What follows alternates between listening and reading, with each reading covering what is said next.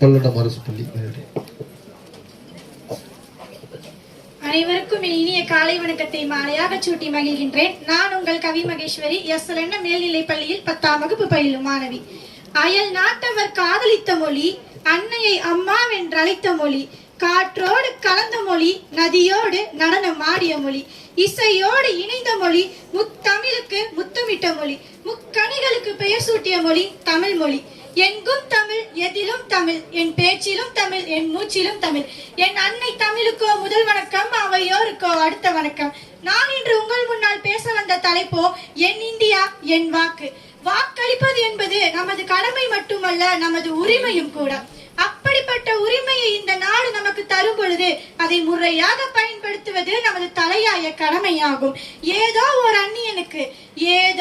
அந்நியனுக்கு அடிமையாய் இருப்பதை விட நமக்கு பிடித்த ஓர் நபர் நம் நாட்டை ஆள போகிறார் என்பதற்காக பெற்றதே சுதந்திரமாகும். அப்படிப்பட்ட ஈடு இணையற்ற சுதந்திரத்தை நாம் முறையாக பயன்படுத்தாமல் போனால் அது தவறானதல்லவா? 5 ஆண்டுகள் யார் என்னை ஆள போகிறார்கள் என்று தீர்மானித்து வாக்களிப்பதை விட இந்நாட்டின் தலையெழுத்தை மாற்றி அமைக்கும் வல்லமை பெற்ற எஜமானர்கள் வாக்காளர்கள் தான். எனக்கு அரசியலில் விருப்பம் இல்லை. நான் சுயமாக சம்பாதிக்கிறேன், சுயமாக உழைக்கிறேன், என் வாழ்க்கை பாதையை அமைத்துக் கொண்டேன். அப்படி இருக்கையில் அரசின் தேவை எதற்கு எனக்கு என்ற சிலரது மனமும் தங்கள் மீம்ஸ்களின் மூலம் மட்டுமே திருப்தி அடைந்து கொள்வதும் ஒரு புதிய ஜனநாயகத்தை அமைப்பதற்கும் அதை செப்பனிடுவதற்கும் தவறி விடுகிறோம். ஏனென்றால் நாம் இன்று உபயோகிக்கும் சட்டை முதல் சாப்ட்வேர் வரை அனைத்திலும் அரசியல் மற்றும் அரசாங்கத்தின் பங்கு இன்றியமையாதது.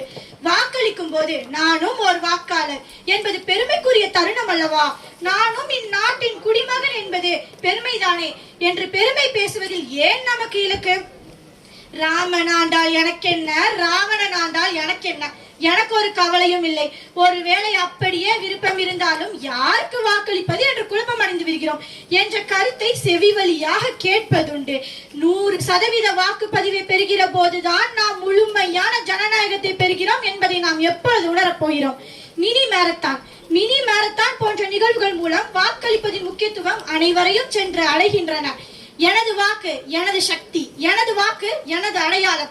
என் இந்தியாவிற்காக என் வாக்கை நான் முறையாக பயன்படுத்துவேன் என்பதே உண்மையான தேசப்பற்றாகும். குடிமகனே எழுந்து வா, குடிமகனே எழுந்து வா, உன் விரலில் வைப்போம் உரிமை மை. விரலில் மருதாணி வைத்தால் அது மகளிருக்கழகு, விரலில் மருதாணி வைத்தால் அது மகளிருக்கழகு, அதே விரலில் மை வைத்தால் அது மக்கள் ஆட்சி கழகு என்று கூறி பேசியதோ சுருக்கம், கருத்தோ பெருக்கம், இனி தேவையில்லை விளக்கம். வருகிறேன். நன்றி, வணக்கம்.